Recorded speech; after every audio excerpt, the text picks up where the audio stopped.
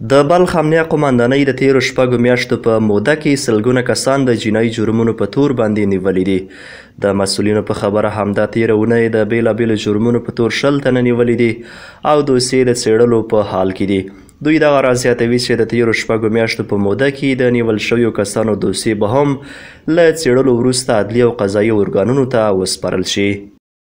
په تیره یوه اونۍ کې تقریبا 20 نفره مجرمین نیول شوي دي چې په دې مجرمینو کې د قتل او غلا او د اخلال نظم او زنا او قماربازي په دې شانو باندې په دغو جرمو باندې نیول شوي دي او چې ډیری کسان د دې څخه د 15 حوزې مربوطاتو کې نیول شوي دي او د قانون منګولو ته به انشاءالله وسپارل شي. او د 2 کسانو سره د هر یو سره ټول اسنادونه شته چې هر که چا غلا کړې وي د هغه باندې هم سند شته، که چا قتل کړی وي په هغه باندې هم سند شته او که چا زنا کړی وي په هغه باندې هم سند شته. د ټولو سره الحمدلله موږ اسنادونه لرو. د بلخ امنیه قومندانۍ د جنایي جرمونو پر وړاندې د مبارزې مدیر وایي د تیرو شپږو میاشتو په موده کې د 380 بیلابیلو جنایي پیښو په تړاو 213 تورن کسان نیولي او د قانون منګولو ته سپارلي دي. نوموړی زیاتوي که څوک له قانون سره غاړه ونه وکړي سخت به مجازات شي.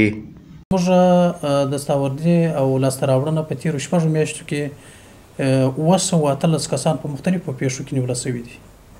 213 کس چې جمله 328 قضایه کېږي او دا لکه جرم چې دی یا زنا ده، غلا ده، قتل دی او د موټرو غلا ده، د موبایل غلا ده، د موټرسایکل غلا ده او د نامشروع اړیکو په ارتباط باندې نیول شوي دي. ورته مهال د بلخ امنیه قومندانۍ ویان د بشپړ امنیت ټینګولو ډاډ ورکوي او له ښاریانو د لا ښه امنیت ټینګښت په موخه له پولیسو سره د هر راز پیښو او جرمونو مخنیوي کې د همکارۍ غوښتنه کوي. قماندانی امنیه ولایت بلخ شبانه روز در خدمت مردم هستند. به خاطر تامین امنیت مردم تمام نیروهای امنیتی ما به خاطر تامین امنیت شهروندان شهر مزار شریف در گزمات سیار و همچنین در چک پوینت ها مصروف است. شما میبینید که در روزهای اخیر الحمدلله جرایم جنایی در سطح ولایت بلخ خصوصا در شهر مزار شریف کاهش یافته و به خاطر تامین امنیت شهروندان شهر مزار شریف متحد هستند و کسایی که در بلخ خصوصا شهر مزار شریف جرم و جنایت را انجام میده پیام ما است. قسمی که شما دیدین که 20 نفری که گرفتار شده در زیاتیشان در حوزه پنجم و بعضیشان در حوزات دیگر شهر مزار شریف اینا کسانی بودند که دست به سرقت میزدن، فساد اخلاقی را انجام میدادن و همچنین در قتل اینا داخل بودن. اینا را خوشبختانه نیروهای امنیتی ما گرفتار و پنجه قانون میسپاره.